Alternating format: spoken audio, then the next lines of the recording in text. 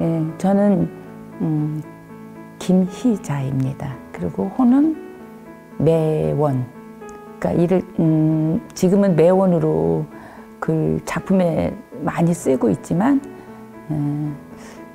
매천도 있고 또 와림이라는 호도 갖고 있습니다.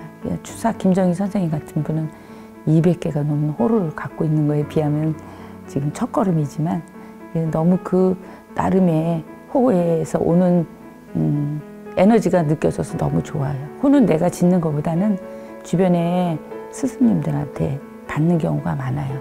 그래서 지금 쓰고 있는 매원은 매화라는 것은 강한 추울 때 그 꽃을 발하여서 향기가 은은한 것을 느끼잖아요. 그래서 저희 성품과 또한 그림의 영향도 그렇게 펼쳐가리라 이런 마음으로 아천 선생님이 지어주셨어요. 그래서 지금은 매원으로 매화가 많이 만발한 정원에서 그림을 많이 펼쳐라는 뜻으로 그림을 받고 사용하고 있습니다. 그림은 특별한 사람이 그린다라고 생각하지 않아요. 연필을 잡고 연필 아닌 어떤 돌 조각이라도 땅바닥이라든지 종이 위에든지 배움은 크게 그림을 배운다라는 것도 있지만 감정의 표현으로 의도하고 선 하나만 그은다면 그게 그림이라고 느껴지거든요. 그래서 어릴 때 우리 마을에 어떤 분이 와서 유화를 그리는 거를 제가 초등학교 들어가기 전에 봤던 기억이 있어요. 그래서 아련히 그렇게 지금의 내가 이렇게 붓을 잡고 전업 작가로 한다라는 건 꿈에도 생각 못 했는데 그게 떠나지 않고 머릿속에 있었어요. 어떤 내 안에 꿈은 갖고 있지만 여러 가지 제한된 게 많았지만 그림을 그리면서 모든 시너지가 그림만 잘 그려지는 게 아니라 환경도 주변도 같이 제가 용기를 갖고 힘을 갖게 되는 게 되더라고요. 어떤 계기에 맞닥뜨렸어요. 그러니까 제가 좀 선거도 한번 나갔었거든요. 그 안 해보던 일을 하고 그 뒤에 후유증이 굉장히 깊었어요. 그래서 어떻게 이걸 듣고 일었을까?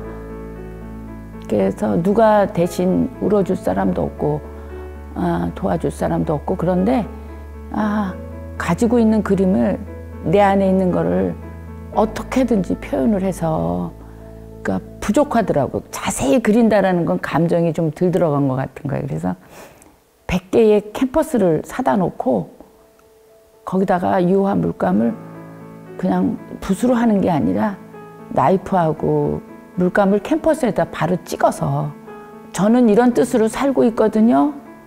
어떤 사물이든지 공기든지 신께라도 내 염원이 전달되기를 간절히 소원하는 마음으로 그렇게 추상화를 하게 된 거야. 내가 의도해서 추상화를 하겠다라는 게 아니라 그림은 같은 것을 계속 그리다 보면 답답할 때가 있고 계속 찾아가는 구도자의 그림이 그려지거든요.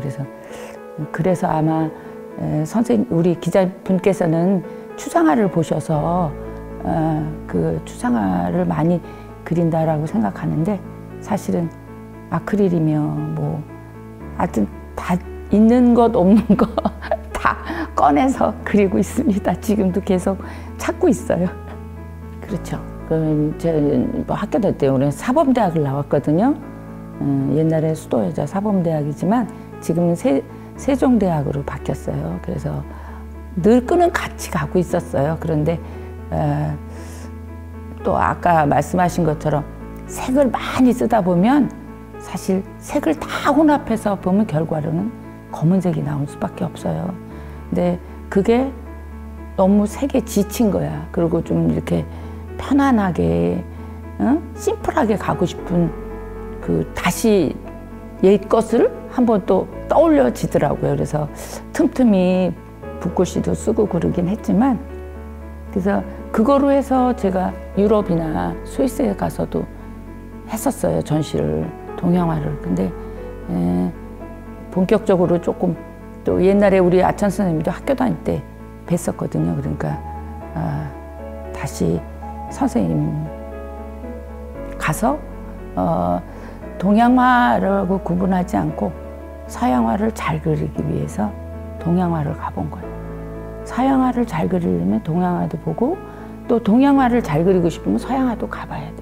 그러니까 뭐 재료만 다르다 뿐이지 붓을 다루는 거는 똑같고 공간 느낌이 갖는 거는 똑같더라고요. 그래서 요즘에는 굉장히 다시 이렇게 충전이 돼요. 이게 그림 그리면서 색깔에 대한 거를, 어떤 거를 다 좋아하는데 그 중에서 내가 좋아하는 걸 이렇게 찾는 계기가 된 것 같아요. 아천 선생님하고 만난 거는 우리 김은호 선생님, 화백 이당 김은호 선생님께서 우리 학교에 출강하셨었거든요. 그래서 그때 우리 아천 선생님도 그때 아주 수제자시고 지금도 뭐 그 대를 이어가고 계시지만, 그래서 우명하며 하면서 알게 됐고, 또 워낙 영정을 지금은 독보적으로 뭐 선생님 여타 현존하신 작가 중에서 1인자시고, 그러니까, 그리고 또 제가 안에 들어있는 DNA가 우파적인 성질이 있거든요. 그래서 그런 맥락에 태극기를 사랑하고 또 나라를 위해서 염려하고, 그러다 보니까 그런 초점에 같이 그림도 또 같이 갔던 것 같고, 굉장히 정이 많으시고, 그래서 요즘에 많이 위안을 받고 그림에도 또 힘을 얻는 것 같아요. 작품으로 볼 때 너무나도 기발하고 욕심이 많고, 하나를 알면 10개를 표현할 수 있는 그 피카소 그분을 굉장히 좋아하거든요. 그래서 또 그분한테 좋은 게 시대적인 그림을 그렸어요. 그러니까 스페인이 내란이 일어났을 때 게르니케라는 대작을 했죠. 그래서 뭐 글 쓰는 사람은 글로 표현할 수 있지만 또 각자 가지고 있는 달란트로, 나는 그림을 그리니까 부족하지만 어떻게 이 사실을, 진실을 덮고 가자고 하는 지금의 시대를 어떻게 많은 사람들한테 알릴 수 있을까라는 생각을 하다가 그런 마음으로 눈을 그리게 된 것 같아요. 네. 그렇죠. 많죠. 뭐.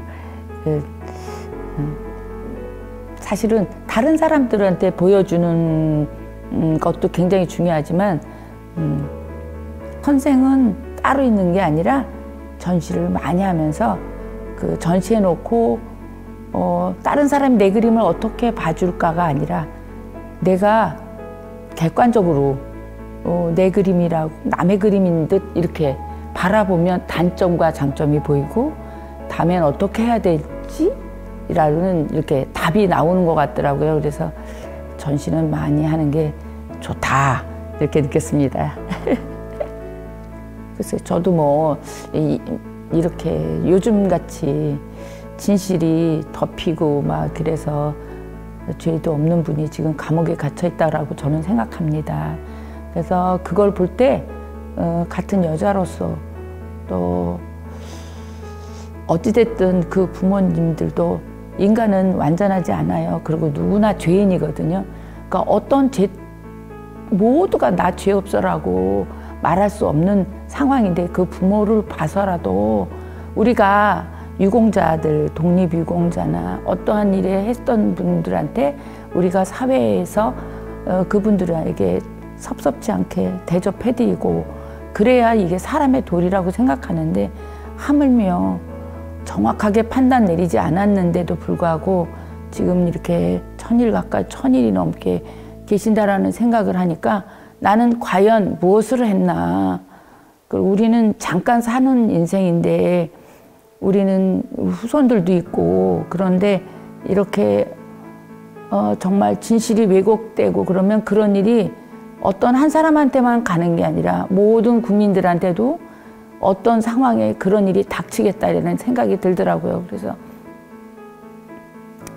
저는 시간을 24시간을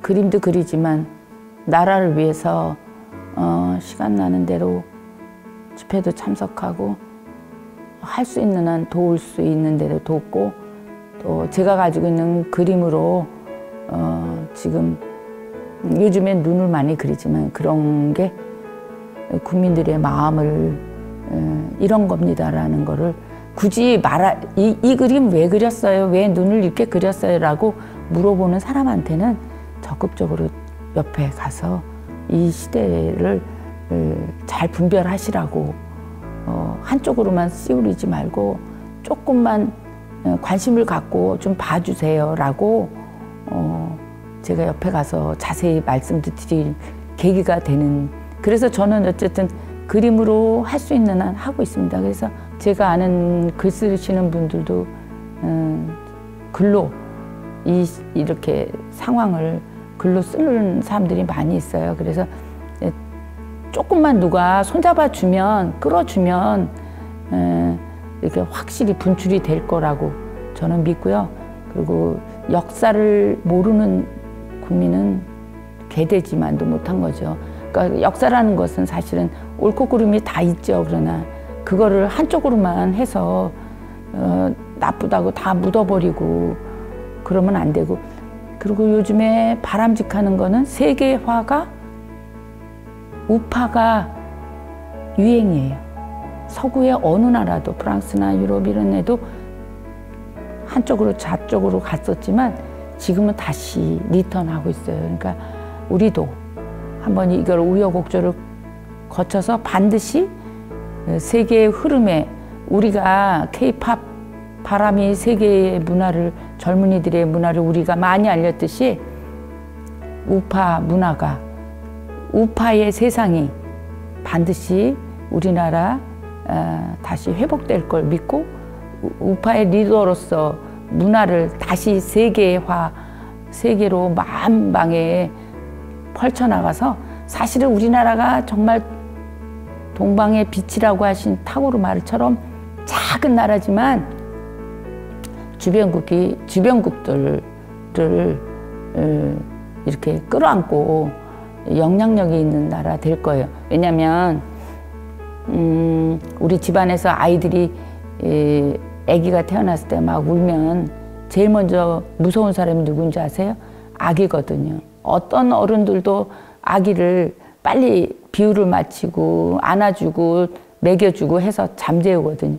반드시 우리나라가 지금 모양이 그런 것 같아. 그러니까 어떻게 하다 보니까 우리나라가 세계의 이렇게 주목국가가 돼서 이북도 그 어려움을 겪고 있는데, 그 문화로서 뿐만이 아니라 정치적인 것으로서도 이렇게 좀 우파의 통일이 이루어지기를 또한 소망해 봅니다.